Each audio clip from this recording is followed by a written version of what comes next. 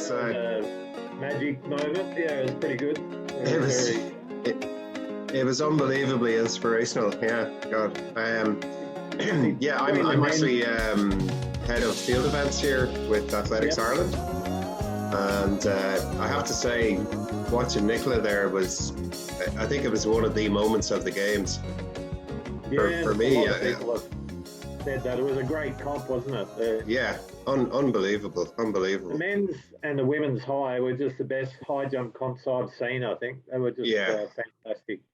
It was just the drama of the whole thing, and how the difference in how each athlete handled themselves, and they all rose to the challenge in different ways, and it was just fascinating. But a lot of people had watched it that hadn't had a lot of experience with a high jump. They came back to me and said, "Oh, I've never seen a high jump comp, and I didn't realise it was so good. It's so exciting." We've won a few people over, I think, to absolutely. It was, but you're stuck in quarantine, I believe, are you? About the 5th day now. That's why I've got the standard quarantine growth going. I've had that going by the time I get back. Yeah. Well, my missus will make me. My wife will make me shave it off. So. Yeah. You got to do the rough look now, anyway. Yeah. I got to do the rough look while I'm in quarantine. Yeah. Excellent. So I think we got at least a dozen people, so we might as well fire away. Thank you so much, Matthew. Matthew's doing this out of the goodness of his heart, and we really, really appreciate it. So I know you've done a lot of interviews, Matthew, in the last few days. You're in a tricky position in quarantine. And, we joked when we spoke previously that it's an overnight success, 25 years in the making. Yeah, that's exactly right. Yeah.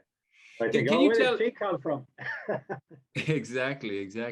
So can you tell us a little bit about the setup you guys have? I think it's in the Gosford area, central coast of New South Wales. Yeah. The kind of squad you have, the kind of background that's led up to this, and just a little bit of context for people who don't know you.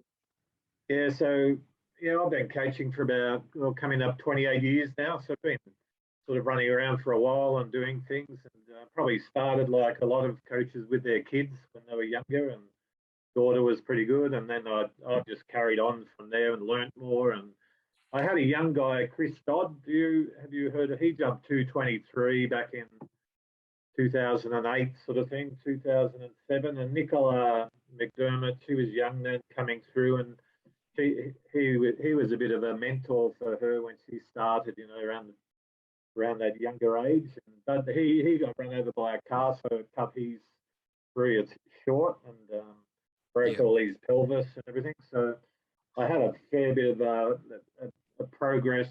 A lot of the athletes, I really like to have athletes that I start from the beginning. I like that from 12 is about the minimum, 13, 14, and I like to take them through a progression of start them through gym and learn plyometrics properly and work through that. So most of my athletes I've only got about 10. They're in that group that I've had for a fair time. And I don't tend to like athletes that come in and, from other coaches or they're in the middle of there and they're 24 or something and they want the magic bullet or something. So I tend to just stick to athletes that I develop, which is what I enjoy the most, and which is where Nicola has come from. How do you manage that? I mean, it must be awkward. I mean, you're trying to balance the exclusivity with being a nice guy and a helpful person as well. How do you manage it when someone knocks on your door? Yeah, and that's where I developed my own gym at home. I thought, one thing, if I'm going to stay married, I need to have that where I can be at home and still work away. And because the athlete, I had that running with different people 3 days a week in my house. So that's a bit of a major thing I did years ago. Probably back in 2005, I started my gym up and started working from home with that, and that's been a big learning curve that I've progress with. And, one of my friends, Carlo Buscicelli, who wrote Periodization of Strength Training with Tudor Bompa, he's written the latest editions. I talk a lot to him, and I've been friends with him for a long time now, and we just share ideas, and he's sort of along the journey with Nicola a little bit, gives us a little bit of advice every now and then. So that's been one of the big growth areas for me, I think. I mean, that's massive. I mean, your tone is quite casual and relaxed, but they're rocket ships. So a close buddy's written books on periodization and conditioning, and you built a gym in your house. That's just that is commitment. I'm curious about that, because I was massaging my own ego because I built this little office I'm in right now from an old derelict shed out the back.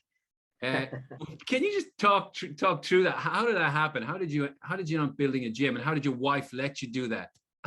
As long as it's in our garage, if you like. We've made sure when we got our house built a reasonable garage, which is a minimum of 2 reasonable cars plus an extra bit off the side. So it's a good space, we've got. So as long as I move the stuff and she can park her car in there, I'm okay with that. My car's out in the street, I'm okay with that. Yeah. You remember John Menton? Sorry. Go on. Sorry, that was my Siri decides to talk every now and then on the watch. David, do you remember John Menton had a squat rack in his apartment in Manhattan? Did he tell you that story? He actually had it in his living room here in Dublin as well. That's not. He had a very understanding girlfriend at the time, and for some reason they're now married anyway. But extraordinary.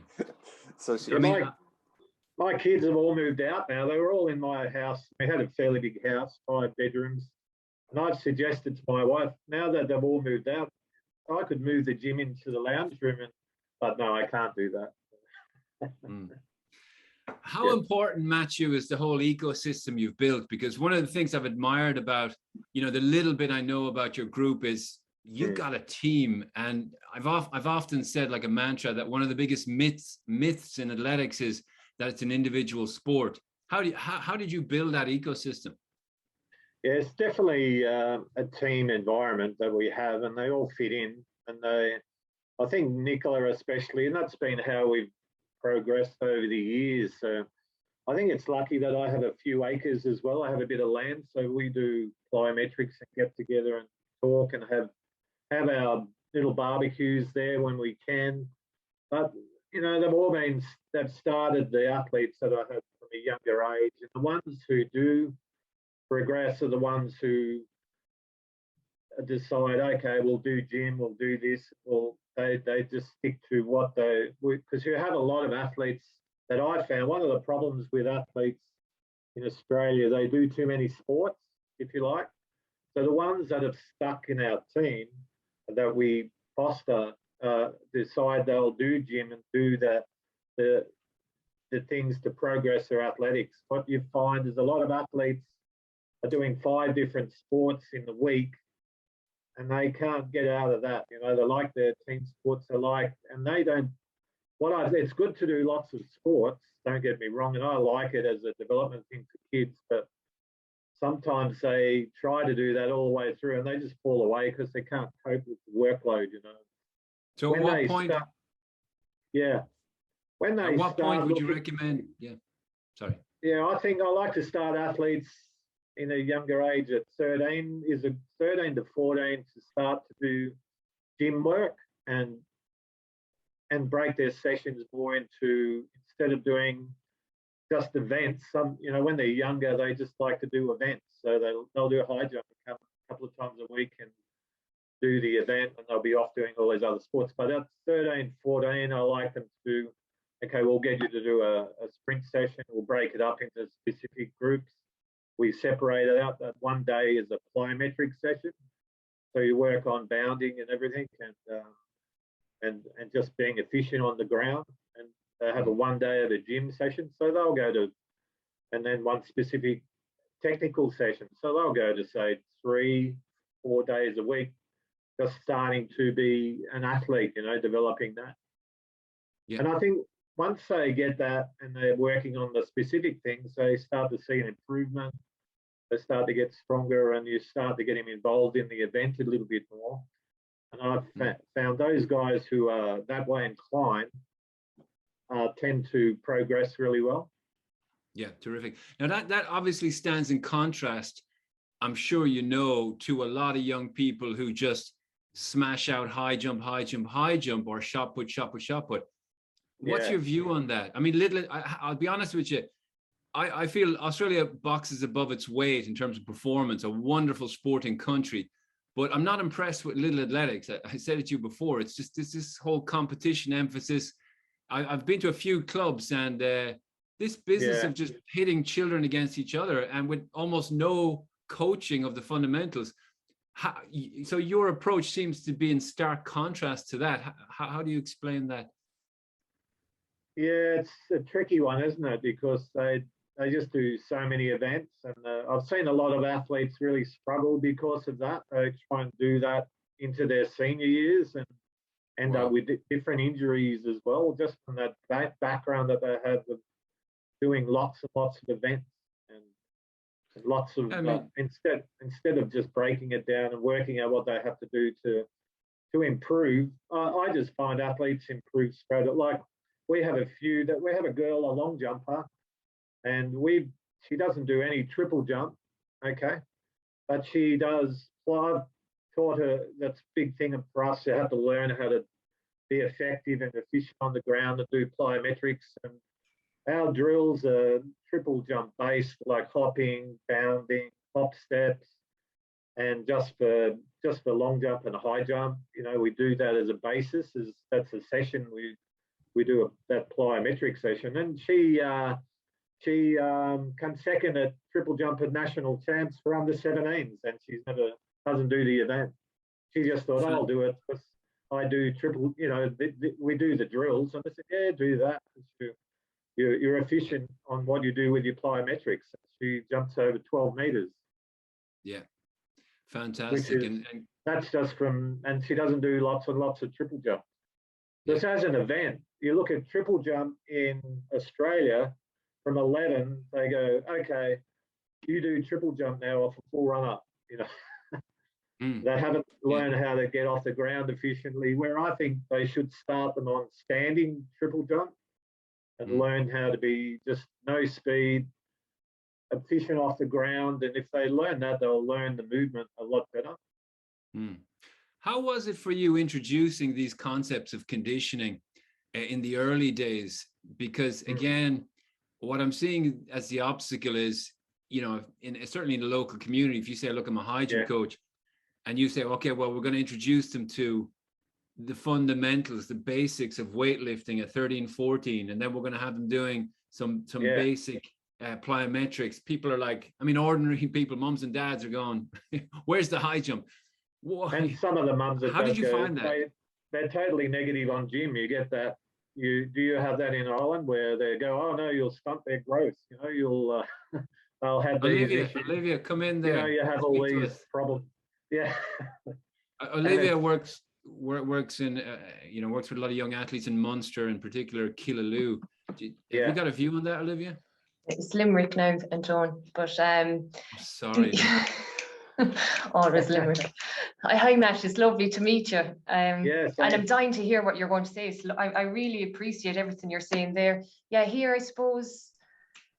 Oh God, do you know what, Anton? Maybe I won't get into it here. The club, it's club situations here. You have your own athletic club. So in the club, then you may have a lot of 5 to 10-year-olds, and it would be do every event. And they love to do, and that's okay, I think.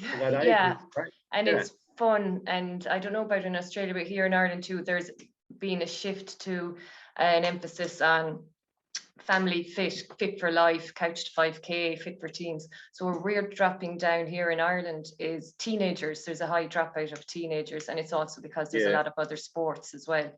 So I'm really interested to hear what you're saying there of splitting into plyometric sessions sprint sessions, gym days. The gym days, then I think you're talking about learning the technique of bar lifting and stuff. Yeah. Basic and just basic, learning how to squat, learning how to, and once you start that, because sometimes I found you start introducing these exercises, they have to use their glutes more, and you're trying to switch that to transfer power through the hips, and the gym is a thing to switch glutes on and switch muscles on that they don't normally use. So you have to also teach them how to release and use, say, a ball and rollers, how to do that properly. So that's a phase of remedial sort of work that they have to learn to work with that. It's really interesting. Once you start to get muscle groups turned on, they don't like it, the glutes are pretty lazy. And do you just, is it just jumps then when you're coaching 13 to 14? Is it just jumps athletes, field event athletes? Yeah, I've done throws, but because I like throwing, I used to be a fast bowler, and I was not a bad discus thrower. I could throw the javelin, not too bad, but it just got too busy, and I was just specialised with as I progressed. I learned to prioritize the athletes, so that I had to just cut that loose, that area. I think because other coaches. Yeah, that's what I've noticed here. It's a new thing from when I used to athletics, where it's they're grouped by age. So it's I'm talking about younger teenage athletes or younger athletes, so they're grouped by age. So you might have middle distance runners in with field eventers or sprinters, and that's so it's interesting to hear you. Big ranges of height and development. Yeah. So I let Anton go back. I'm really looking forward to hearing what you have to say, Matt. I agree with Olivia there. There seems to be a drop off, and as much as your preference is to absorb the talent from the local catchment area or wherever you are, the Central Coast. What I'm finding, 4.5 million people in Ireland, is that if there's talent in some random club or school in even rural Ireland, it's very, very difficult for that guy or girl who was possibly coached by mom and dad coach to then bridge the gap to someone who has a high level of knowledge about the transition, about the conditioning, about the next stage. And what typically happens is the mom and dad coach keep doing the mom and dad juvenile training, more of the same. They're not innovators. They don't have that kind of growth mindset for, this could be something huge. So what we're trying to kind of focus on is, how can you create that magic where, well, I guess there's no silver bullet, but I mean, how can you encourage structures or people to kind of segment into, okay, we're going to be championship coaches. We're going to be the guys who are aspiring to getting guys to Olympics, versus, the club structure, which is all about having a good time. And, and they really like to do more events. You got to score points for the club in the end, and they love you to do every event, it's a we tricky have a joke one about some of the club guys that their idea of high performance is, great, you've done 15 events in the weekend. Excellent. That's high performance for the club. Can I ask a question there, Matt? Because I saw online that you're part of the Central Coast Academy of Sport, which seems to be, it's for identifying elite or potential athletes. Is that so the structure is different, obviously, there in Australia. So do you have a club structure, and then this Central Coast Academy of Sport is separate? Yeah. And that's a private that's thing. Where we try to pick up those juniors who are interested to progress, and do extra. They apply for it, and we look at what they do, and we put them through a learning process then to a nutrition and everything, and teach them, start them with the gym work and show them, and we work through with the physio to show them other things. So quite a good program that we have. And is that what you work? Sorry, Anton. Is that where you were mainly coaching from then? That academy, or are you tied to a club? I just do that as an extra thing every. It's one month. One day out of every couple of months, might be 3 times a year. Okay. So that's something I just jump in and help out on. Yeah. Great. And I think Olivia touched on this, Matthew. Was that initiated by Athletics Australia, or was it a private group of individuals who saw the gap and thought, no, we need to help these guys transition? Yeah, there's a bit of a private group that they work, and they have sponsors to support that on the coast, Central Coast. So they've Ian Robiliard is a basketballer, and they've sort of started that up, and they managed to get some sponsors and build all different groups. Golf, they've got so many different sports, rugby, basketball, and athletics is part of that. So it's quite a good initiative, I think. And that they get assistance with the government because they put identified things like that where Athletics Australia and New South Wales are assisting with that and put money in. But they started that themselves and organised their own funding and that as they progress. That's fantastic. And they're obviously collaborators as well, you know, across disciplines, across sports. I love the slogan they have on the website, sport is a game, but servicing it is a business. I love that the business kind of mind to it, the professionalism and the row of sponsors, platinum sponsors, community sponsors, business sponsors. There must be about 25, 30 sponsors. I mean, that's needed. And it's a lot, isn't it? Yeah. And it's quite a good initiative that our coast is pretty lucky that, like, to give you an example, there was Terrigal, when Nicola was looking to go overseas to acclimatise, they had a number of these businesses offer their saunas for her to go to as a way of acclimatising. You know, they said, you come and do that here at our place. And it was really great. We're the local community and they're on board with that.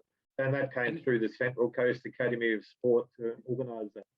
And who coordinates that? Is there a dedicated commercial liaison person or an outreach person who goes, look, how does that work? Probably you've got about 3 people that are permanently employed there. That's their job. Wow. Yeah. That is. David, any view on that? Yeah, no, Matt, actually, but what I was going to ask there, you said that you don't like taking on athletes when they're like 24 years old and they're looking for this magic bullet. And I think that rings so true. You know, you find athletes, they kind of decide at that age, oh God, I think I can be really good, and then they go looking for the magic bullet, and the magic bullet is always. And they might have had 3 or 4 coaches already. Yeah, but also they tend to focus only on the technical aspect. You know, just teach me how to high jump. You know, but I really love the way you prefer to work with athletes from the ground up and teach all the basics and the fundamentals that will lead into it. You know. And I suppose the question really was with Nicola, you started with her at a very young age, but did she always look like she was going to be a high jumper, or was she? She was always going to be a high jumper because she had the perfect build. I thought it was funny when she was 11. I was talking to her dad, and Nicola was there, and she was fairly tall and totally unco and no strength or anything, but. I said to them, you know, with the way you're built, you could be developed and be one of the best high jumpers that Australia's ever seen. You know, I said that, and she was listening, you know, and she wrote it down, and she wrote this stuff down, and that's her poem things she had back then that she wrote that she was going to go to the Olympics one day. You know, it's really weird. You talk to athletes like that, and you plant the seed, and I didn't realize that until she brought it out when she jumped 2 meters. She goes, oh look, this is what I wrote when you were talking to me back then. Wow.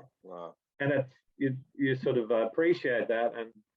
But she was always just a kid, like 15, 14. We started on things, developing the gym work and the strength. Like I can remember we're working on her hamstrings. We had a drill where you'd lie on your stomach and you'd lift your leg up, and I would pull against it, and you do resistance. It's like a starting before she does Nordics or anything like that. This was and we're saying, okay, Nicola, just give some resistance. And she's going, I am, and we just like push it down. You know, she had nothing there.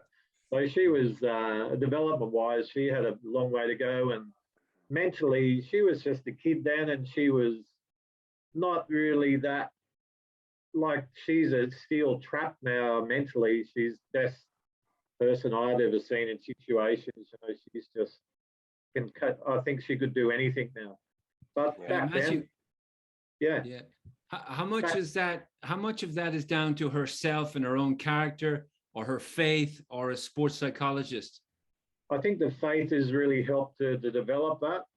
Because she was probably in those early days a little bit weak like that. But you know, some people say, "Oh, you can't develop that. It's something that is either there or it isn't." And I say, after that example, you can. You know, you develop, do the right things, and train the person to adapt and be focused. And her faith has really brought that out, where she just goes, "I'm just going to enjoy myself and inspire people. I don't care whether if I fail, I fail. If I don't, great. You know, I'll just keep going. I love it." And that's what she enthuses to do. And that really inspires me to see her do that. It's a great attitude. It reminds me of Jonathan Edwards in the mid-90s. Yeah. Oh, yeah, because, I remember, Jonathan, he had some issues where with his being a Seventh-day Adventist, I think, wasn't it? And he had problems competing, say, on Saturdays is their day. Mm-hmm. Okay. That's right. Yeah. But as a tool to channel, you know, a lot of positive energy, discipline, and the higher power, I think it's wonderful. It really is. It's really interesting, I think, isn't it? That side of it. It's fascinating. Because the mentality today can be really difficult for kids with Instagram, I think, and social media, where they have probably a lot more pressure on them than what a lot of what we had when we were coming through. I think I see that a little bit with individual sports. Is some of the athletes who do team sports really struggle with individual sports because of that single event. You're putting yourself out there. You're open to everyone. You fail or whatever, everyone sees it. You don't hide in the team. And sometimes I see that athletes have got to come to terms with doing individual sports can be harder for them. Yeah. Matt, what percent? Sorry, David, go on. Yeah, Matt, I read. It's probably terrible when somebody quotes something back to you that you've said or something like that. But you said, "I never said that." But no, I picked this off the web anyway. But it said you believe that training and competing is a way of life for each individual, not something that has to be done to please others. Yeah, and I think 100%. But there's so many athletes, they're obsessed about what others think of them, and they're trying to please somebody else. And can you maybe talk a little about that? Because I think that's, I think a way of life, how we're talking about, we break our sessions up, we start gym from that early age. We actually start teaching them that they do things on different days and certain things, and that becomes their way of life. So of training, they get used to that. I mean, if you're an athlete, you have to like training and you have to love that. So if you don't love it, or you're going to struggle anyway and you maybe won't make it. That's one of the criterias, I think. You have to like to do that, breaking it down and making it a way of life. That's you revolve your training around, say, where you work, where your uni is, and what you do, and your main factors that you're going to, because you're not going to be an athlete where you can be a professional straight away. But you'll be at the HSC time, university, so your training fits in around that way of life, that you're doing some of the major things that you have to do. It might be work, so some athletes struggle with that, but if you work it around it, that means the coach has to, I'm fairly flexible like that, so I might have athletes all over the shop doing different things. So having them all turn up at the one time, you actually, sometimes I work a lot around that. How do you keep motivated yourself, Matthew? Obviously, it's a huge commitment. Initially there was your daughter or son, your own children, but for such a massive investment of your time and money and energy, how do you keep at it? You just see the guys when they follow. I find when they follow what we do, they progress, and I just get so much out of that. But when they're not following the struggle, and I get a little bit down out of that because I can see they're not getting anywhere and they're going to struggle. And it's a weird thing I've had for years where I've always worked as well. So I work full time and I'll finish work, come to training a little bit tired. I think, oh, exhausted. And then we do training and with the interaction with the athletes, and I come out 100% refreshed, you know, and that's my little thing that I just get so much out of in enjoyment that I just, I love it. So fantastic. It's something that refreshes me. I don't get tired after a session of training. I'm motivated. Wow. Matt, can I ask a question? It's a hot topic here in Ireland too. I see in Australia you have professional coaches too. We had one of your professional high jump coaches on recently, Alex. But and Alex is really great. Yeah, lovely guy. He was great. He shared a lot with us. And you work full time, but you get supported then by Athletics Australia in any way? Or is it all just like here in Ireland, we have a lot of volunteers. Most of us volunteer. And I do a little bit, but my work tends to support me. They know what I do and they're really helpful. So I just tell them what I'm doing. And like when I went overseas, I can do a bit of work in between the downtime, which is perfect. I quite like that because it gets the brain working instead of sitting around doing nothing, and fills in the gaps. So, and I just finish and go and fit training in around that. So with it, for me, I find that quite good, you know, where there's a lot of coaches that have a group, they have athletes, they're full-time coaches, they have a squad, but they're relying on their squad. If they have an athlete that is above all the rest and is at a high level, they struggle to go away. They haven't got their life set up to be able to just pick up and go away with the athlete, because their whole money and their livelihood is in that squad that they're coaching lots of little kids or whatever. To usually lots of little kids are the ones that pay all the money. So so you know what I mean? It's setting up for a coach, as well as the athlete, setting up your lifestyle around the athlete, setting up your lifestyle to do athletics. The coach, if you have an elite athlete, you need to set up your lifestyle to be able to support the athlete and progress with them. And that's what I've done over the years. And that's refreshing to hear, Matt, because there's a lot of talk here in Ireland at the moment, but you're living proof that you can have your full-time job. You're doing it on your own, it sounds like, as well. I know you're hooked in there at the Central Coast crowd, so it's not too far removed from how we coach here in Ireland. Yeah, so and I was the New South Wales Target Talent Program coach, but because I went away a lot, I couldn't be in that as well. See, I had to move because they have those every month, and I was in Europe for half the time. Can I ask a question? It's actually, I had a couple of people did mail me in questions. So while you're talking about going away, Martin, he's up at a competition today, or nationals.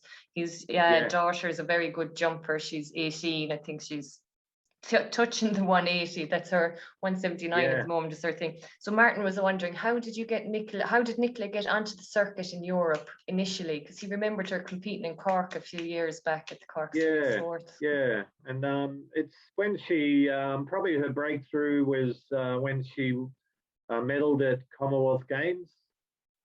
She was about 21, I think, and she went to a manager, Andy Stubbs. Unfortunately, he's passed away now, but I think he was really helpful. The manager, that he was great to develop Nicola. So we worked with him, and he worked on comps. We worked when we were going away. And one of the other things that we had with Sydney University, where the university, Nicola had a scholarship, and the initiatives that the university had was to provide a house in Brussels as a base for athletes if they want to go to Europe.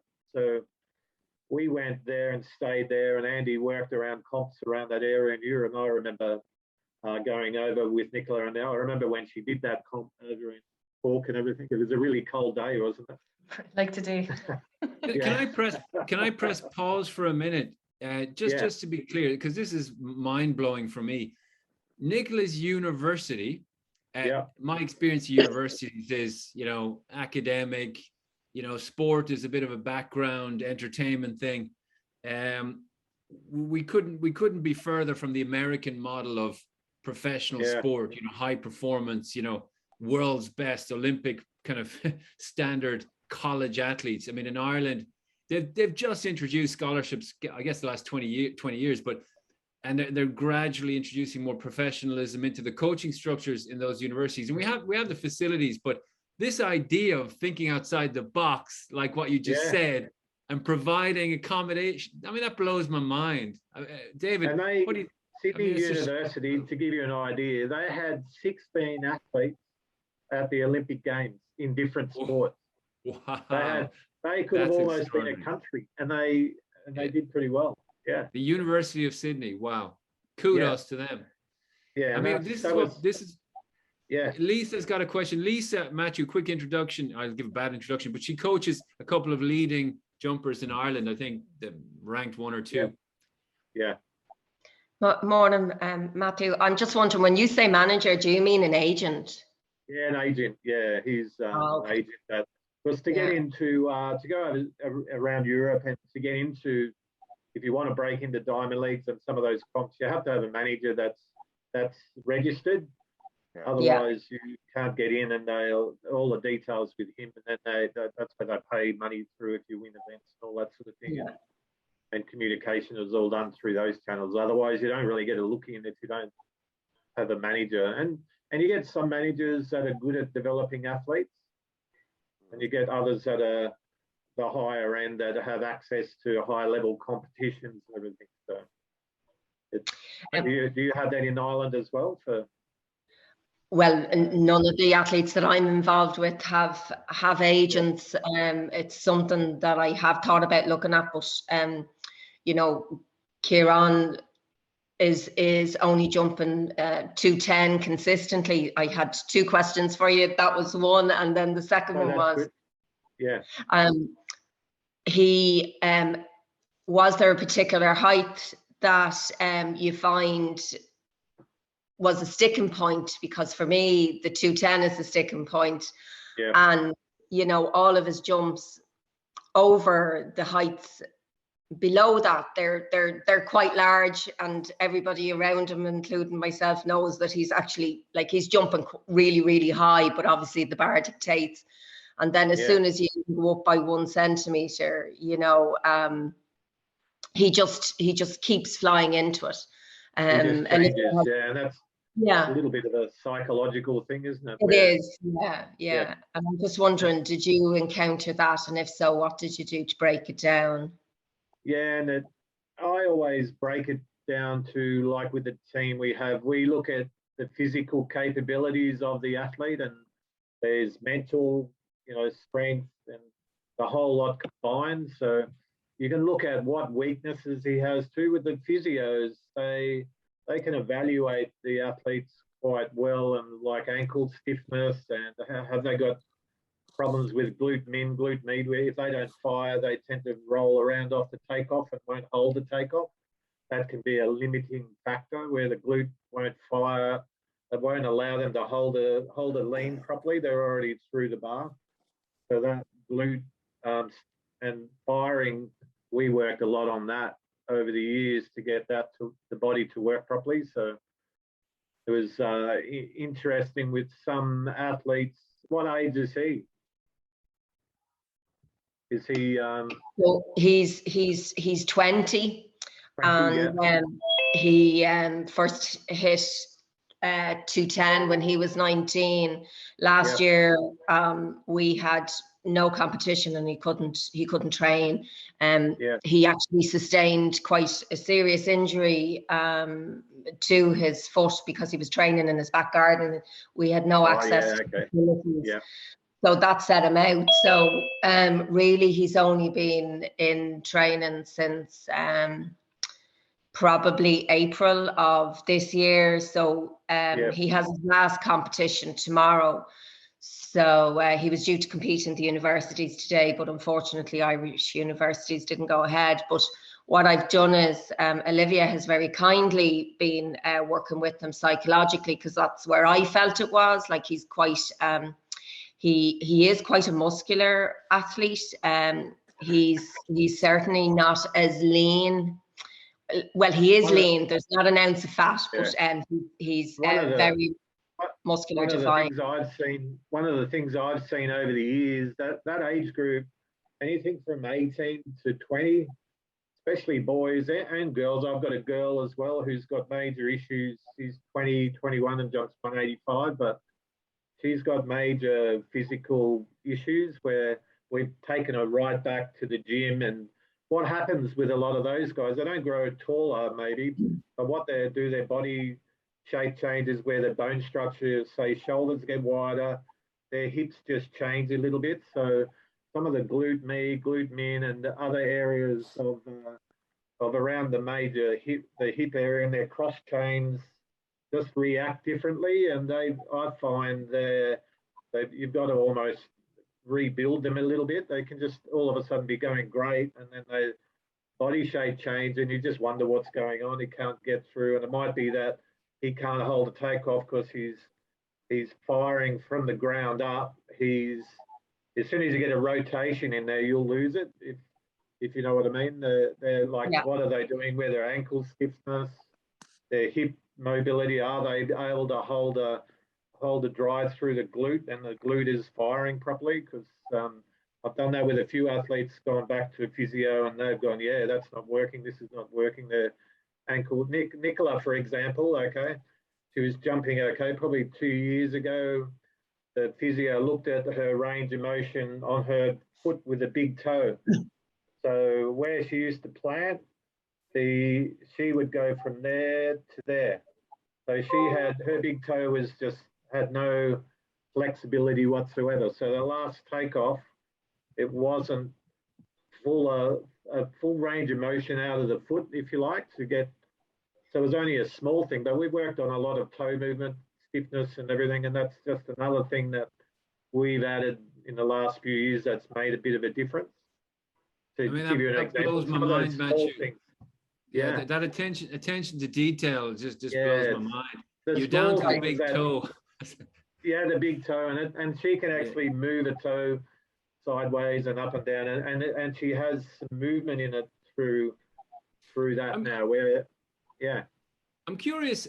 I'm getting the impression that a lot of the methodology you apply to athletics coaching may come from your work life or your own background. Do you apply a bit of a project management approach to it, like this holistic planning? Yeah, approach? I'm used to working on big projects. So engineering, we have $50 million projects, and I've had teams that got 50 guys on a project, where we're just working away, and you get used to organising things. And the athletes that I have there, I break it down and give them their structure of the week. That's why I only have about 10 athletes, because I don't like having too many. So yeah, I love that, because the more you speak, it echoes of that. And I've often, and I'm not trying to massage your ego here, you've had enough of that, but I've often believed the coaches, the support team deserve a gold medal as much as an athlete, because the performance is inseparable from that support structure. It's just it's critical. Who are the key players in your team beyond yourself? I mean, if you see one athlete, who are the people involved? Like if you were to say 4 or 5 people. We have the physio guys. There's Coast Sport that we have on the coast, and what they did originally when Nicola was going okay, they offer what they do in Australia, and I've got a couple of the athletes to do that with physios who I think are good, where they give them a little scholarship where they can go and get massage, and as long as they go out and they advertise social media, say, working Brilliant. With these guys, and they'll give them that service to progress them. And that's fairly a key point. And those physios were quite good at doing that in Australia. You had to go out and knock on the door and everything and talk to them and get that. And they are quite open to that. I don't know how they are in Ireland, where you can develop that rapport then. And if you've got an athlete coming up, they love that then you spread the word for them to say, they're doing a great job with me. And they start. That's massive. That's massive. And it's mutually beneficial. And but again, it's big picture stuff. It's not something that the athlete may have the resourcefulness to do or the confidence to do. So again, the team, I think it's going to be a massive theme of the whole talk is how instrumental all the different players in the ecosystem are in the network. I like your focus on physical capabilities of the athlete. You mentioned it before. And again, you know, late teens, 20, 21, 22. I'm thinking of Lisa's athlete here as well. I'm a big believer in the adage that the war is won or lost long before the battle. What kind of physical criteria or metrics would give you the indication, even without high jump? Let's imagine you parked a high jump for 6 months. What tells you this person is on fire, elastic strength, speed? What is it? We do a lot of, one of the things we look at, you have a coach's eye, you're seeing their movement and how they transfer load through the ground, you know, is one thing. But we measure velocities when we do gym stuff. We measure velocities and work on, and I track that. I like to have every session where we do, whether we do in the gym when we're doing a power thing, power jump squats with the trap bar or power cleans, power cleaner jerk, we measure that and track it over the whole period. Can you unpack that a little bit? Because that's a foreign language now. It was to me when we spoke the other day. Could you just explain what that is, the power plates thing? Yeah, I don't know. Can you see am I able to share the screen? Yeah, I can certainly. Is there one I can click on? Share. I'll share screen. Yeah, it's down there at the bottom. Who can share? Only host. I'll change it to all participants. One moment. Can you see that? Yeah, I can see it. Yeah. Can everyone else see it? Yeah. Cool. So if I go back down again, this is Nicola, or I'll zoom in so you can read it. This is what we do here with our clean and jerks. This is 60 kilos. And this is Nicola's power clean and jerk we did one of these before the Olympic Games final. That's it there. That's the clean. You see my little mouse? That's the clean, and that's the jerk phase. What we do with gym, we work on the jerk is the thing that we're getting power out of the lift to lift up through the hips. So we're not treating gym work like it's an Olympic lift, if you like. We're not trying to get under the bar quickly. We're trying to lift the bar and drive it up as far as we can. It's different, if that makes sense. So with the device we have there, we measure the velocity, and that was at 2.35 meters per second. And if you look at back, like I just tracked these all back through the whole year. This is where Nicola was back in the beginning of the year, the 1st to the 5th, 2020 was here. She's doing that at about 1.83, 1.7. So this is as we came up to the comp period that's when she went overseas by herself last year to Europe. And you can see there, she's starting to peak with power clean and jerk. She got up, that's when she did a PB of 2.1 meters per second. And I think she's jumped 198. That was her PB last year, which was a good indicator. And we track this and you can see her development up through there. And if we go up to that's our comp period where she was really starting to work well. And this is where she is. And she did 2.35 meters per second. Before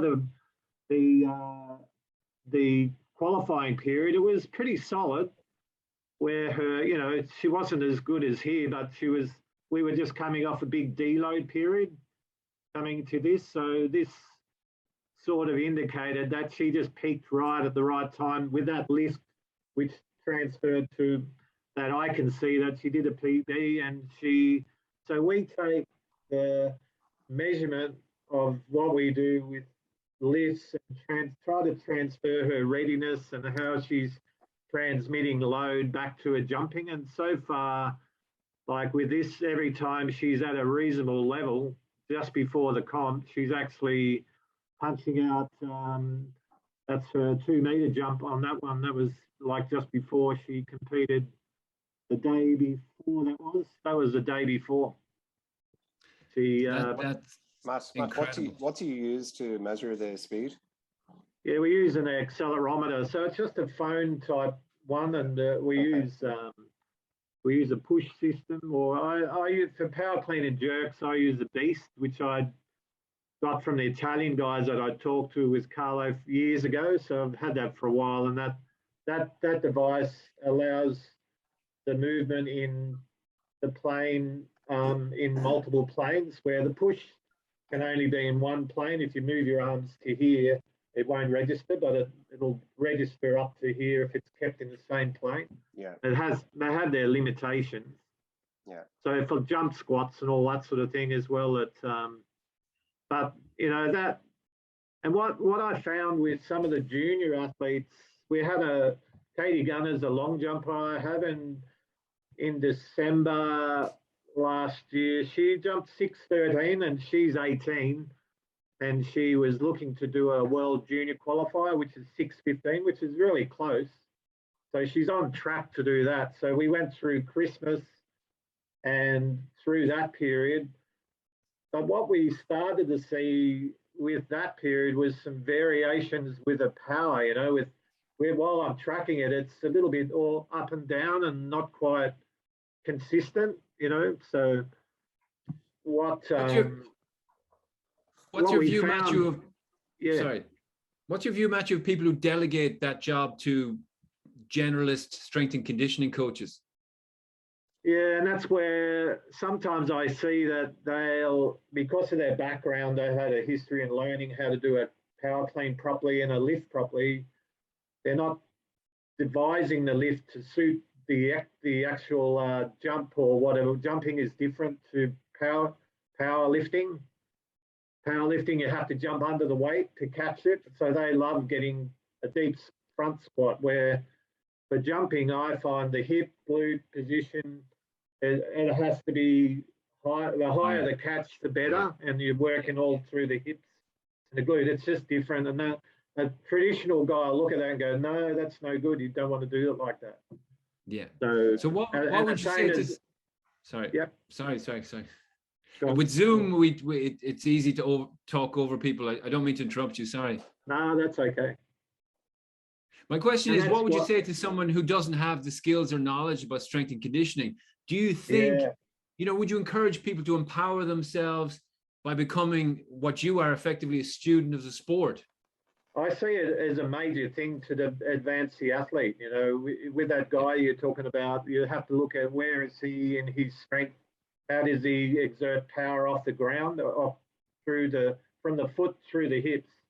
How quickly and how does he institute or start his power, and how strong is he? You know, if he's not strong, that's something that you're going to get an instant. If you work on the program to work and get his body to work for him and get stronger, it's just going to work straight away for him.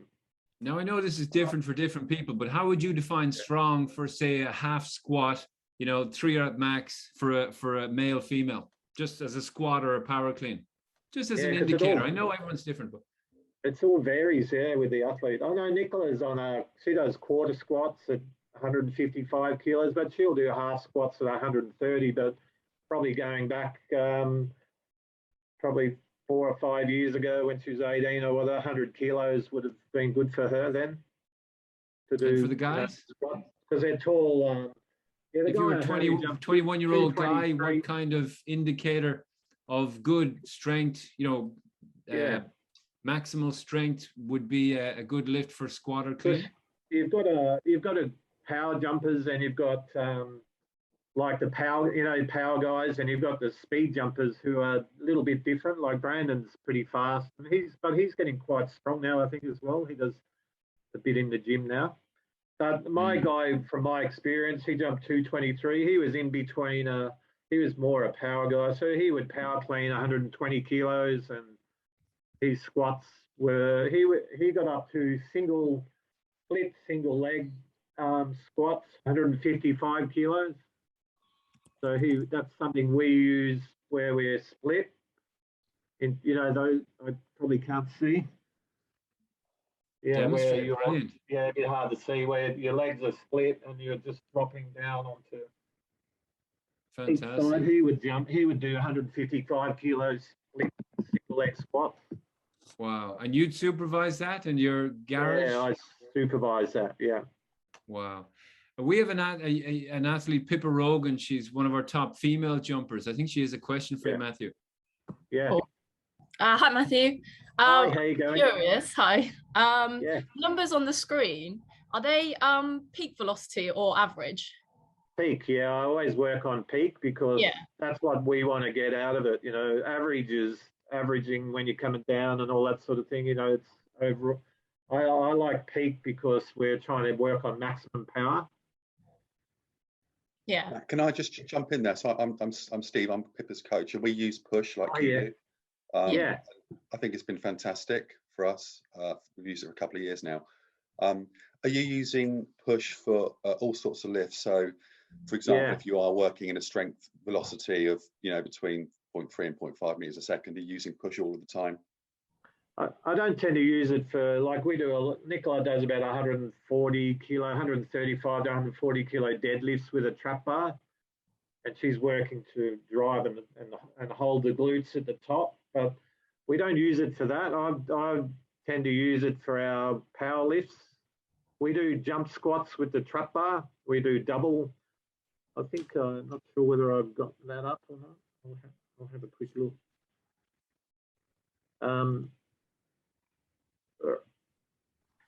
Yeah, with the trap bar jump squats.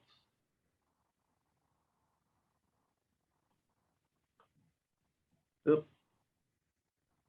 Because that's one of the reasons can you see that okay?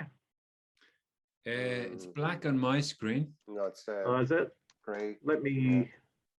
Jump squats are quite controversial, Matthew. I only say that because I'm talking about the lay person's view of jump squats would be like, oh my God, what are they doing? And a little bit. We do that with a trap bar only. The trap bar. So the load is through the below you, and you unload it onto the ground. So it's not bouncing off your shoulders. I really hate jump squats on the back because as in engineering wise, how I look at it is that you're trying to nail your spine through your SI joint. Yeah.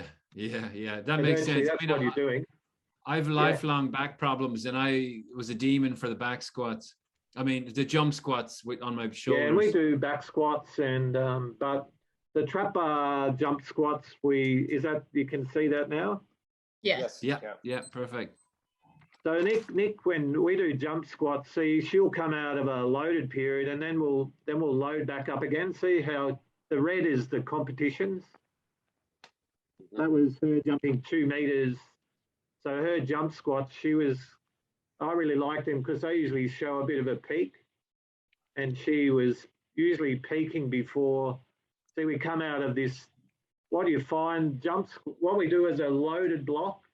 So she might do 3 weeks of getting hammered and loading, and then we deload, and she needs at least 10 to 14 days to come out of that, and she'll be jumping out of her skin. So you can see this loaded block here where we do jump squats every session or every gym session, a couple of times a week.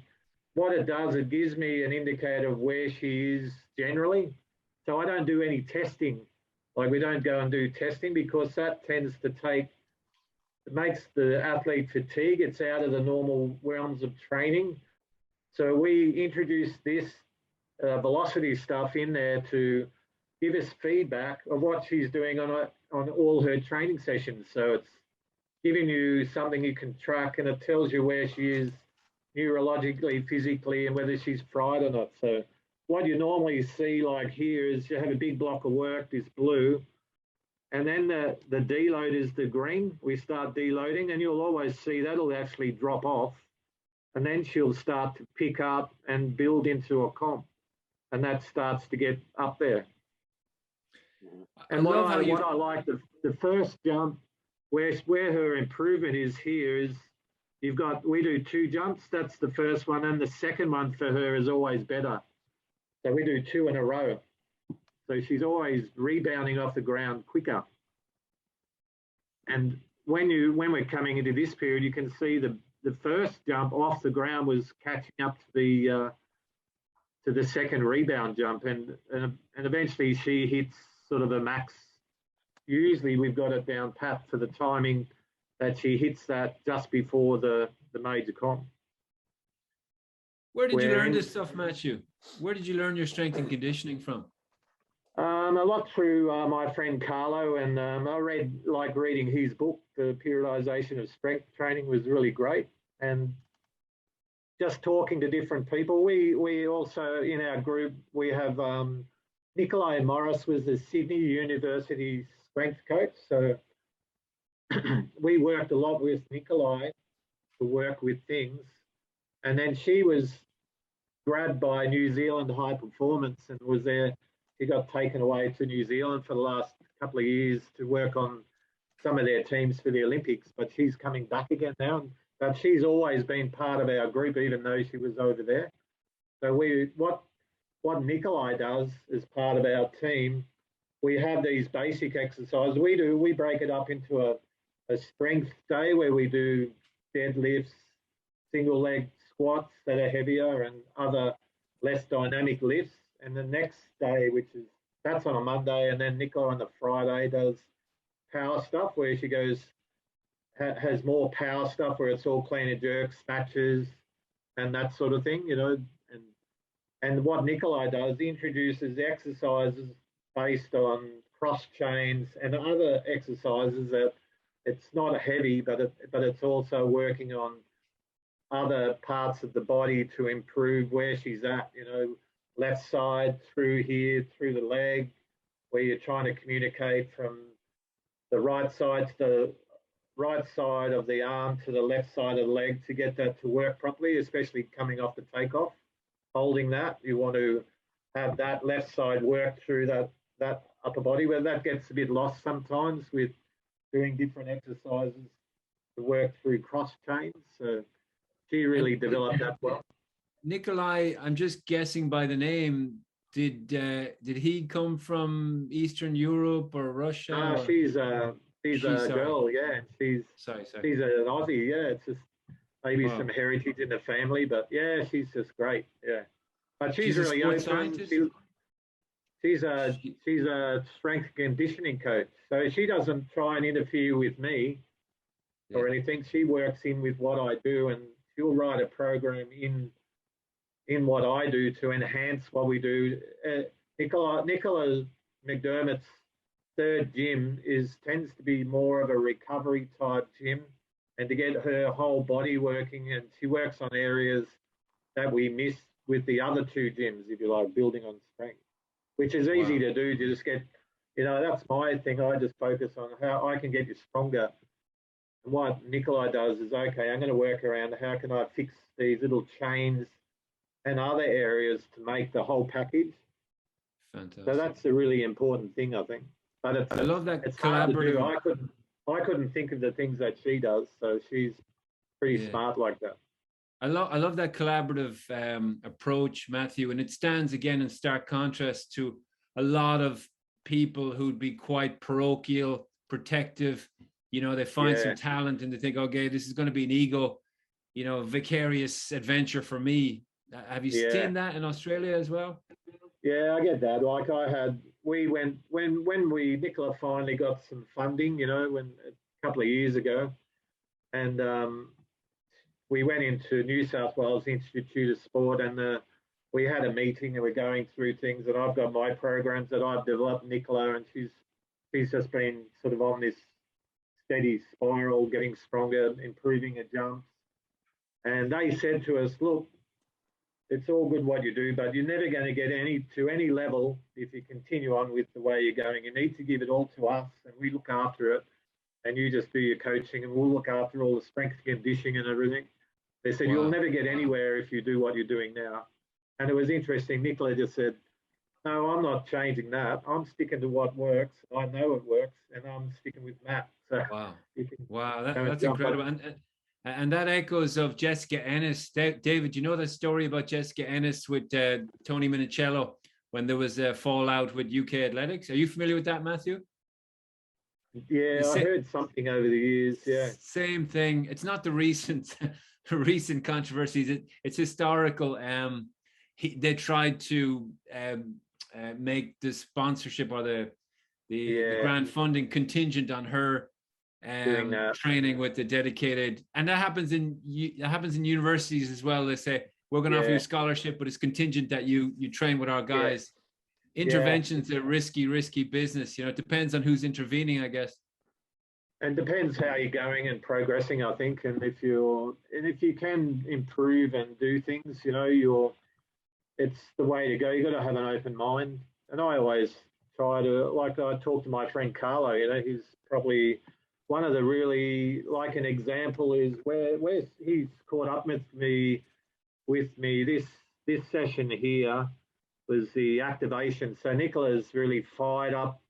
What we do is we do two, for an activation session the day before the comp, we do 2 snatches, like one snatch, have a rest, then another snatch. Then Nicola does 1 power clean, 60 kilos, say, and then another power clean. So we do, then Nicola does 1 clean and jerk, and it might be 60, 65 kilos the day before. So she'll do 1 by 2. So then she'll do 2 quarter squats of 155 kilos, like bang, bang, and then have a rest, and then bang, bang, another 2, just to fire the nervous system. We're not trying to fatigue the athlete. How much taper did she have before a big competition? You know, 10 to 14 days. So that was about 12, you know, getting into the. So, and then two trap bar squat jumps, and that's it. We don't do anything else. That was our normal day before activation. But Carlo's sitting there, and I was talking to him about it. I said, I'm a bit worried about this because we haven't really had a lot of experience of going from a qualifying round, and then you have a rest day, which we would want to do something there, and then into a final. You know, because of all the stuff we do, we always have a straight final. You know, you always have that. To practice that active, you know, what Carlo said is, why don't you take what you do that you know that works? Because you can see Nicola was really fired up the day before in qualifying. I reckon she would have jumped 206 on that hot day. Wow. On the qualifying. And what we did was just kept the same intensity, but we reduced the volume by half. So what we did was 1 snap, 1 power clean, 1 clean and jerk. We did 1 set of like 2 trap bar jumps, but we did 2 by 2 quarter squats of the 155 kilos. And that was it. We just finished that. So we virtually halved the volume. And Nicola on the next day said she felt fantastic. This is the best I've ever felt off that. So that little bit of collaboration and not being scared to ask Carlo and get advice. And and that worked really well for Nicola. That's what works for her. Although my data, I would have loved for her to smash out this second, you know, to have this up around 2.3 meters a second, just to say, oh, look at my data. But normally she would do 2 clean and jerks like here. That's on the day, and the second one is always better. So I put it down to, you know, she's just doing 1, and then you get a feel for the second one. So, but it's still pretty good of what she did. So. Matthew, what loads are you using for jump squats? Just as a practical question. This is jump squats, isn't it? Yeah, this is actually jump squats. So this is 80. Okay. Like 80 kilos for Nicola before you know, that's through that. And what we do is load up. She gets up to about 9, up to almost 100. We're not at 100 yet.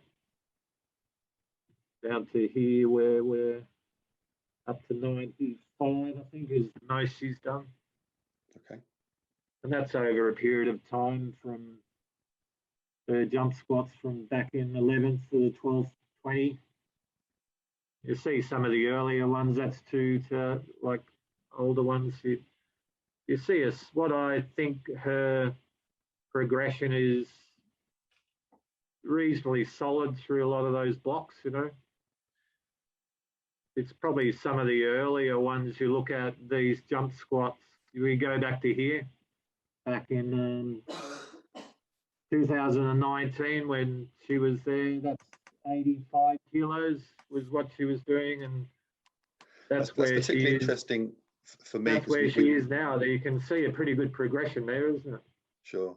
It's particularly interesting for me because we tend to use lighter loads and jump squats, just because I feel it gives a better power output. But from looking at your stats here, that's food for thought for me.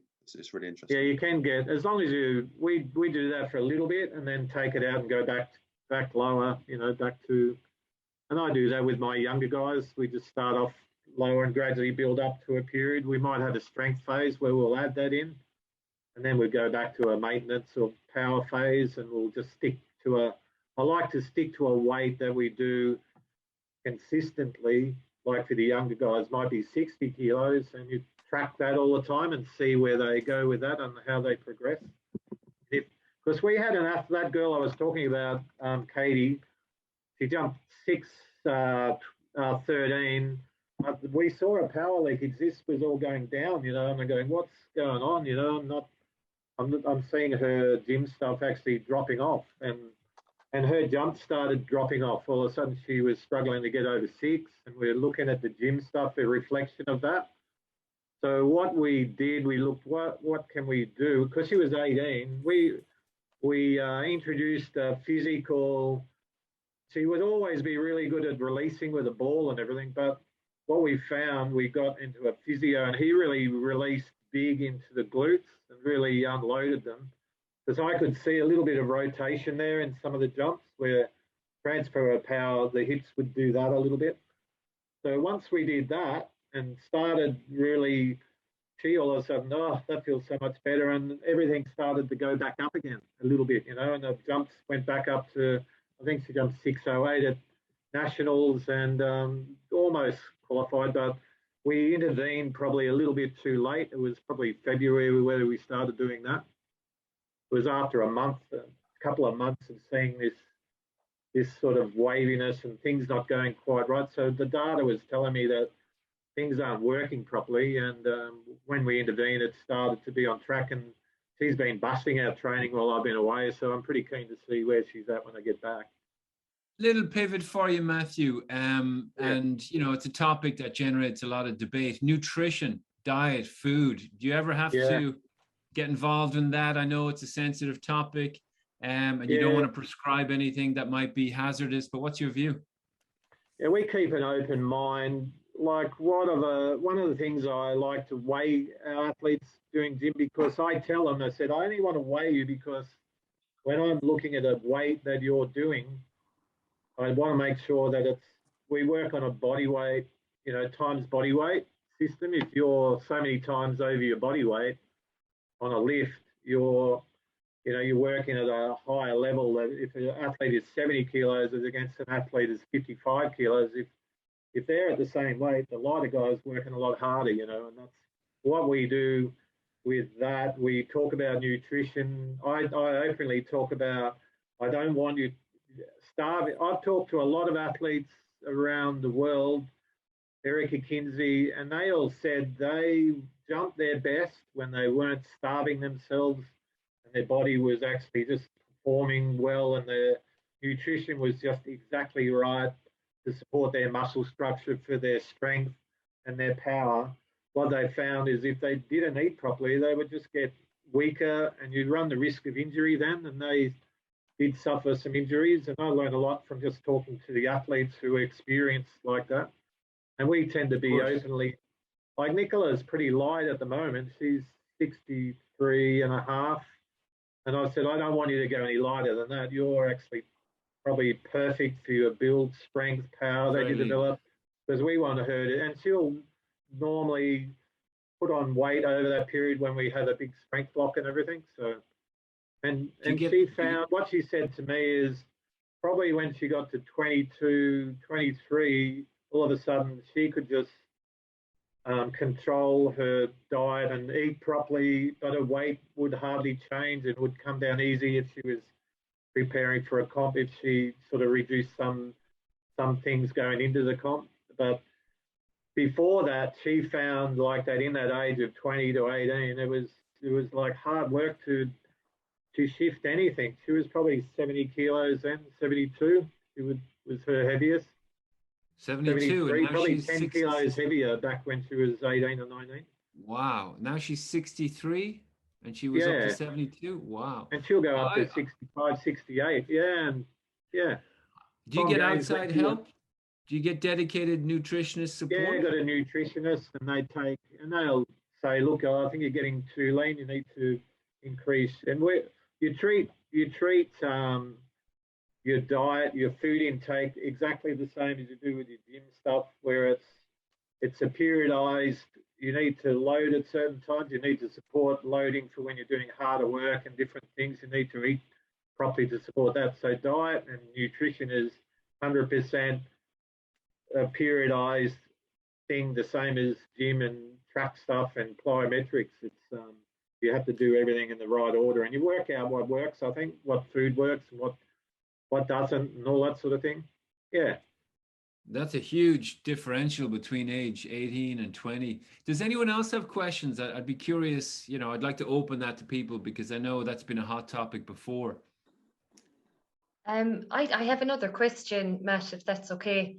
I see that the big thing there is Nicola has increased her PB every year, and she's also injury free. Would you put that down, which is almost unique? Because many jumpers plateau and then they'll go again. So the injuries, would you put it down to the strength training or the type of training you do exactly? I think gradual strength training. We didn't try and overload it too much. Yeah. Where we kept that fairly steady, and the last few years, probably as he's loaded more, it was interesting with my friend Carlo when we come into lockdown, and I was wondering, what are we going to do here? When we COVID back 2019, do we do a big strength block and then come out of that? And what he suggested, which is what we do, and what I do now all the time, I think it's so much better to develop an athlete. So we go 6 to 8 weeks of a strength block, then we move into a 6 to 8 weeks, and that strength block, say for plyometrics, we'll just do soft sand contacts to be more efficient while you're loading the bones a little bit more, and you take the load off the plyometric load a little bit, and you make it softer sand. So then when we move to a power block, we go to grass, and we do more.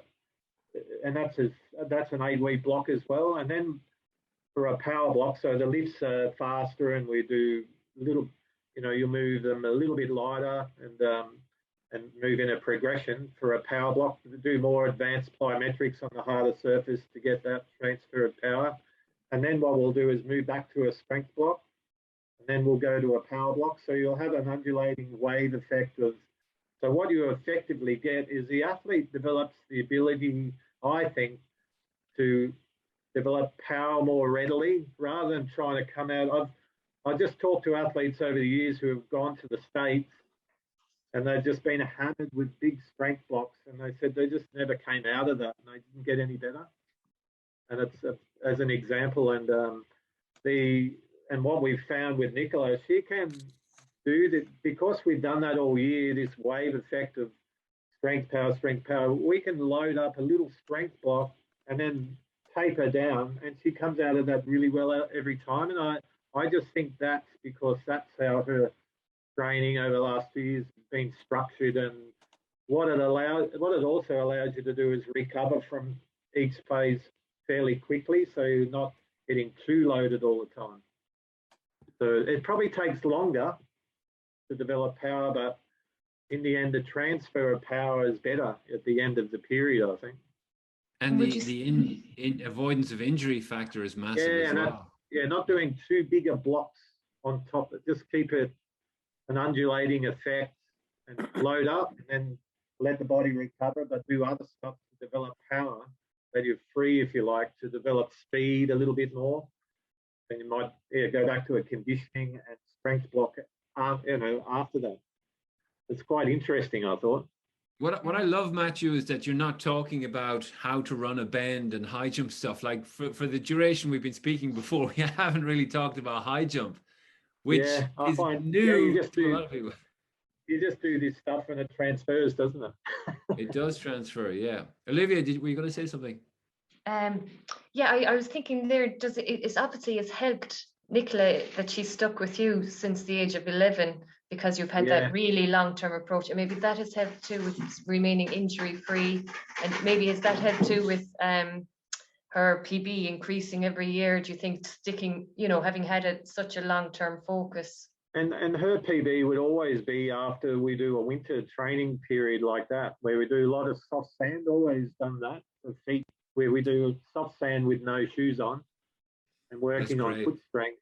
And he would always come out after that and go bang, bang. And it's really interesting. So that was part of the things we found, the soft sand stuff that we do at the beaches, or you can just do that in the pit where we do lots of, we might end up doing 400 contacts, little ones with the feet on soft sand.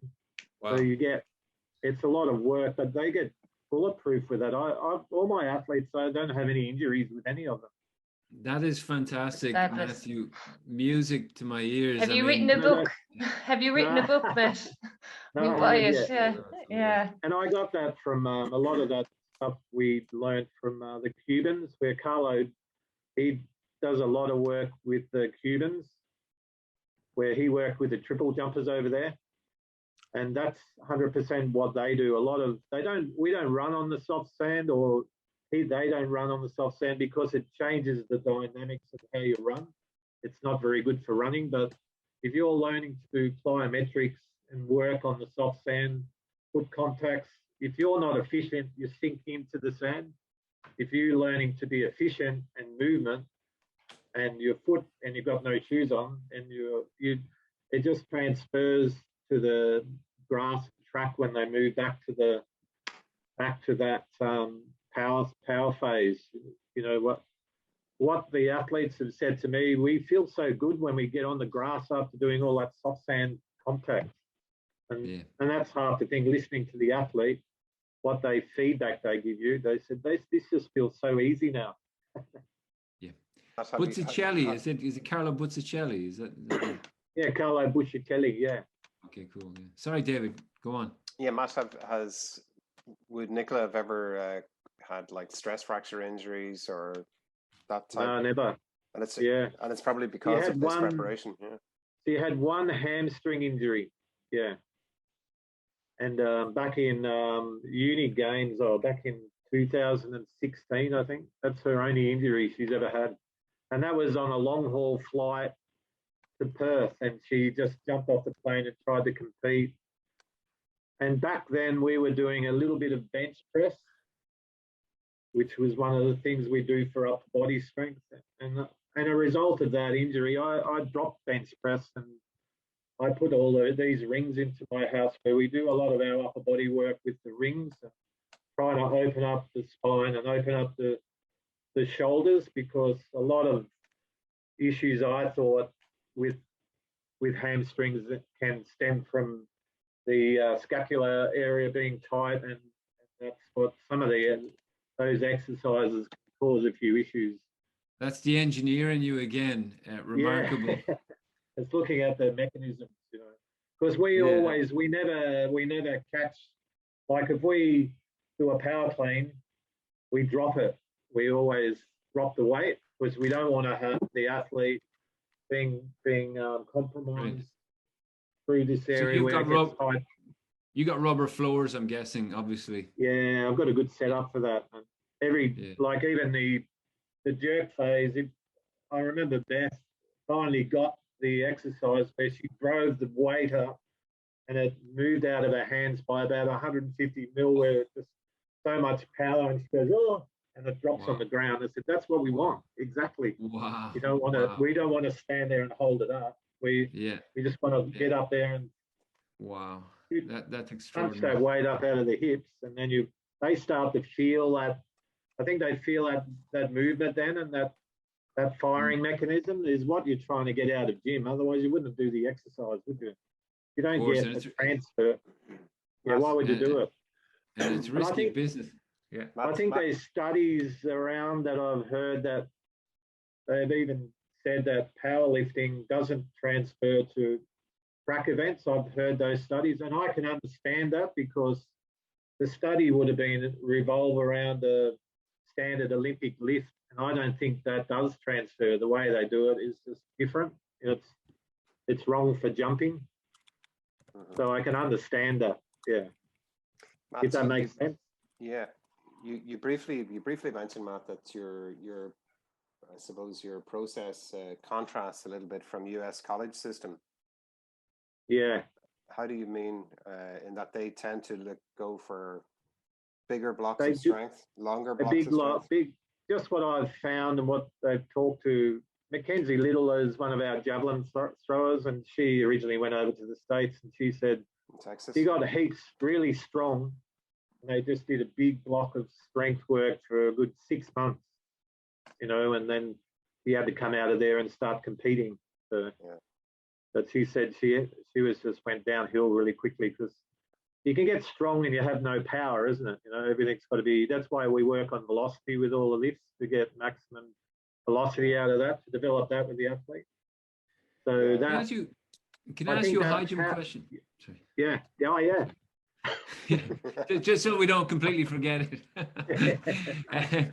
It's a double barrel question in case I missed the second part, but handle it any way you like. The long rangey strides I've always been curious about, and Soto is the best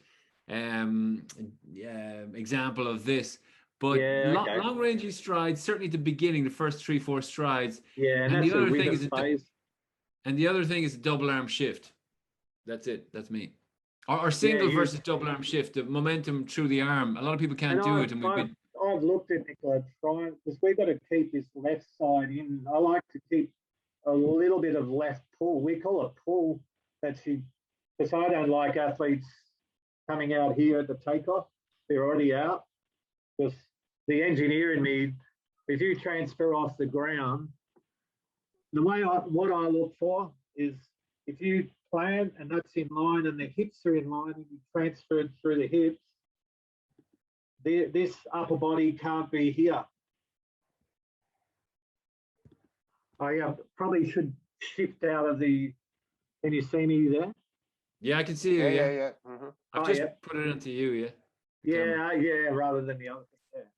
So I see a big fault when athletes come in and they're already here. So like a dive. There's a leakage of power that's going to generate up through the hips because you've already left this plane. Yeah, it's disjointed.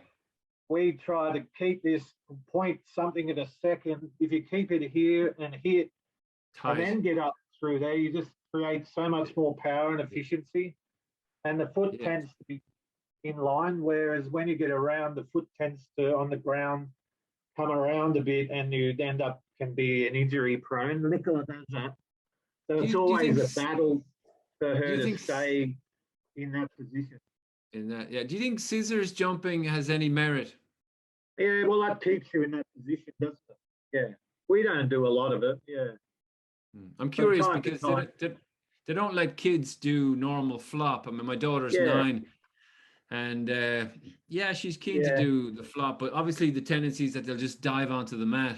And it's really hard to get them out of that habit, isn't it? That's the problem. If they're a tall kid, that's taller than everything, they'll just lay on the bags and do this rollover with their arm and they'll win everything anyway. Absolutely. But definitely, I like scissors, I think, especially for the young kids. I know Alex likes scissors and everything, and they like to do that.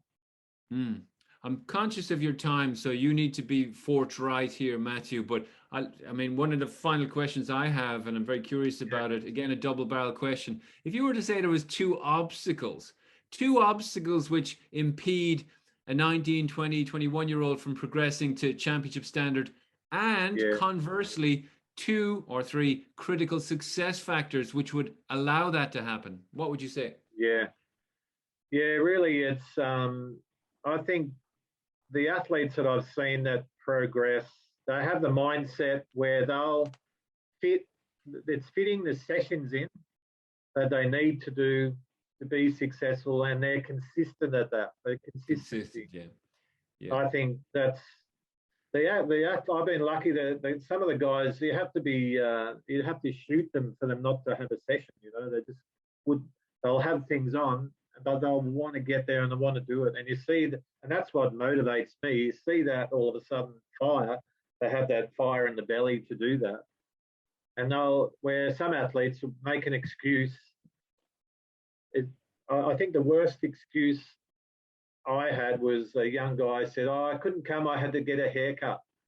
That was really demotivating for me. That was one of the themes from the Stefan Holm made that point very clearly as well. Again, countering the idea that there's a magic sauce or a silver bullet. It was the incremental improvements consistently year in, year out, coupled with a wonderfully secure and comfortable home environment, which a lot of people don't really, they take it for granted. Or, many people aren't lucky enough to have a comfortable, stable home environment. It plays such an important part, doesn't it? And I think variety in there, that you create a variety where you're just not at the track all the time. That's where we have our sessions where we mix them up a little bit around the place at certain times of the year and everything. Like, we're lucky to have great beaches and all that sort of thing. Well, where are you? Are you up near Gosford, Matthew? Yeah, Gosford, yeah. So we're 20 minutes from the beach, or, we go to, and I'm up in the bush park. So the guys like coming up to my place. Beautiful. I've got a set of high jump bags at my place. When my wife and I were deciding where to buy about 4 years ago, I wanted to test the train lines, and I got on a train to Gosford and I got on a train to Sutherland. Yeah. And the train to Gosford, I don't know what was going on, but it was like something from the 19th century. And I love the Central Coast. So we were either going to go north or south. Now I'm thinking, geez, I'd love to be up north, knocking around with you guys. Both good, I think they're both good. Yeah. Yeah. Well, we're near Barden Ridge. You know Barden Ridge, that track. Yeah, that's really good. Yeah. Yeah. But it's south and north. You've got close proximity to the beaches. But you've got a wonderful, ideal environment, doesn't it? Sorry. Oh, look, yeah. I mean, if you can change your scenery, and I'm not criticizing anybody, but a lot of people would be put out, obviously, and suffered through COVID because facilities were shut, and that was awful. But it comes back to, I think you've kind of destroyed the myth that you need to rely on gyms or you need to rely on any one particular facility, because if people listen to what you've just said for the last hour, you've adopted, you've introduced environments, surfaces. I'm guessing that about 30% of your training happens in your bloody back garden or in your property. Yeah, it does. At least 50% of it. Yeah. So the point I'm trying to make is, it's easy to blame your federation or the gyms or the lack of this or the lack of that. But I think your story is it's so creative and intelligent. I love the brain power that's gone into it. It's really, truly remarkable. And it has evolved a little bit, where you just evolve over time and you go, okay, well, instead of just putting up with that you can't do it, we worked out that we can do it, and you just do things to improve, I think. And each time we've done that, that's really helped with the progress.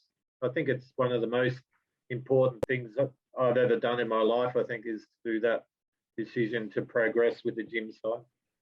Does anybody else? I see Lucy there. Hi, Lucy. Lucy's coach Deirdre Ryan, Irish Olympian, who's done remarkably well pushing the boundaries of, I don't know if you know the name, she was a 196, 197 jumper.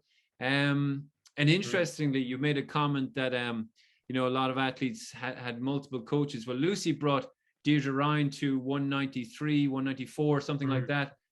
But, I think she was quite open to the idea of, opening the door for her to explore other training environments. And Deirdre went on to travel around Europe, and she was so resilient and determined. She was one of those athletes who you probably wouldn't be familiar with from your group, but she knocked on a lot of doors until she found a group and I suppose an environment that was more conducive to her needs in terms of that's facilities. Or, do you know what I'm saying? Like, but coming from you Ireland, need to have that.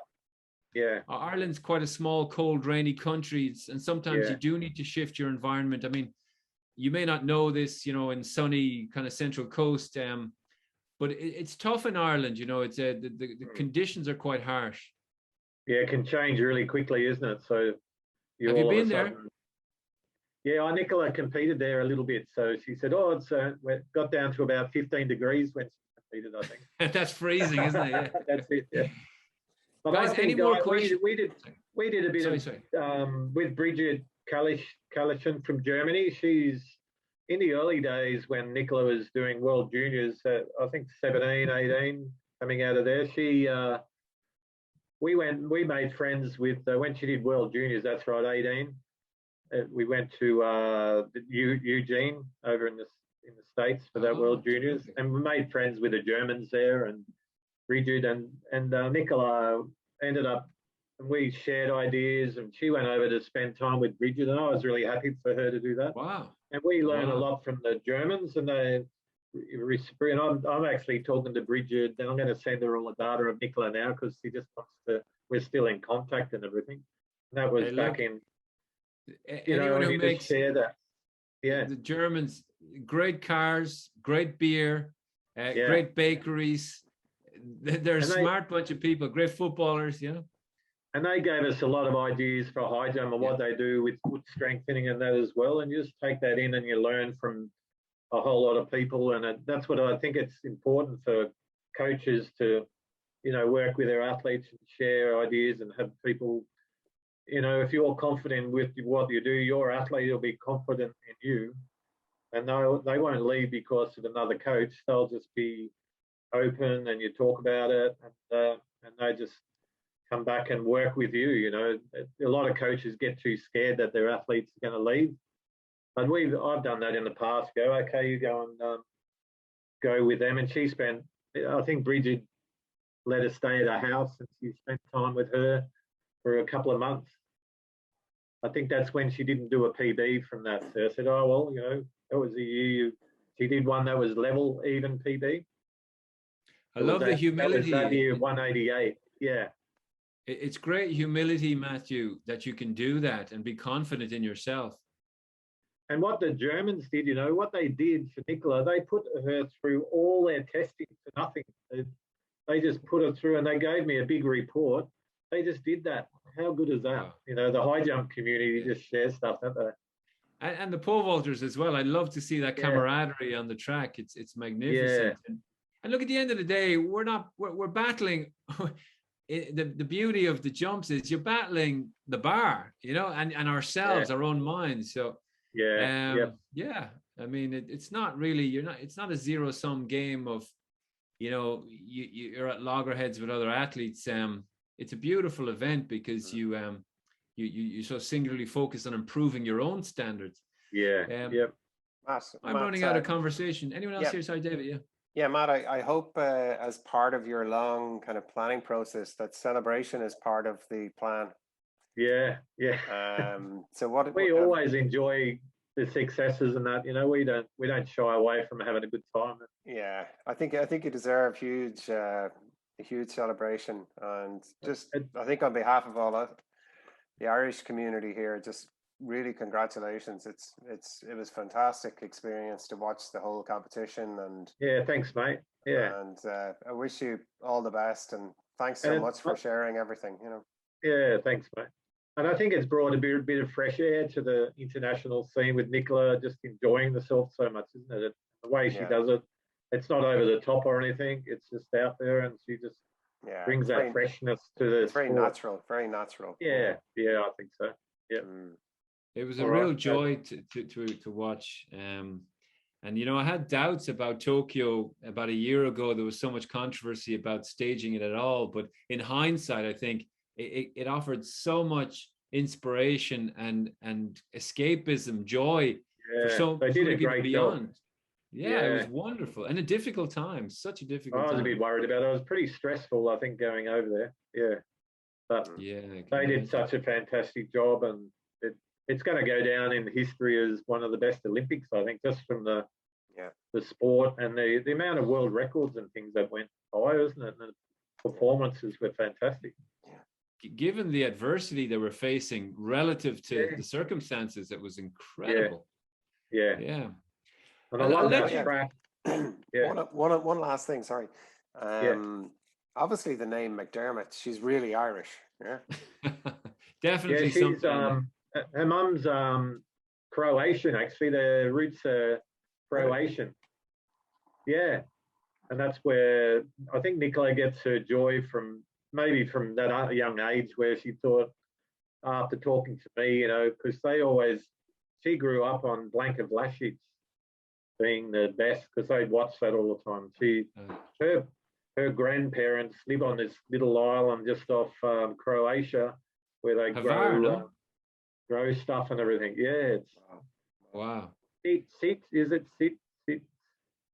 I forget the name of the town. There's a place called Hvar, which is a magnificent. Yeah, they're in one of those little islands off there. It's just magic. Lots the of water's islands, so clear. Yeah, gorgeous. I'd love to go there one day. How important were her parents in all this? You know, her parents obviously cultivated the interest also. Yeah, they always supportive, and they just. I think her dad wanted her to be a 200-meter runner. You know, we always joke about that. But and you guys are in a tight-knit community, aren't you? I mean, you're neighbours. Yeah, they're not far down the road. Yeah, we get together every now and then and all that. So yeah, they're brilliant. Good. Yeah, brilliant. But they're always not too much pressure. I remember Nicola's mum was like, "Oh, maybe you should go and maybe get some more work." You know, I don't know whether high jump's going to be. You know, they didn't put pressure on like that. You need to be. Yeah, there was like multiply that little conversation by 2 or 3, and you've got the experience of many who drop out at 20, 21, 22, where people say, okay, the fun and games are over. You know, we've taken all the pictures for your grandparents. Now get a life. You know, life time gets to go in the way. Do some work. Yeah, and that can be. It can be a little bit like that. You know, it's time to get a real job now. And all of a sudden, Nicola's just, I have a real job. Well, that's it. Well, that's where the team come into play. You know, no woman is an island, no man's an island. You know, without you guys. Strength of the athlete is important, where they can back themselves to do it. That's where Nicola's done that, I think. You need to be able to back yourself and have the confidence to go, I'm going to do this and give it a shot. Yeah, terrific. Matthew, you've been very generous with your time. Thank you so much. We'll organize a little something for you, but it's been wonderful, and I was quite overwhelmed. Great, thanks guys. Thank you very much. Thanks very much. Matthew. Yeah, hopefully see you in person sometime. Yeah, we'll see that. Hopefully we can get around and travel around a bit more soon. Yeah. You'd be very welcome in Ireland anytime. I'm sure the Cork City Sports would have open arms for you. And give you our best too. Yeah. Take care. Congratulations.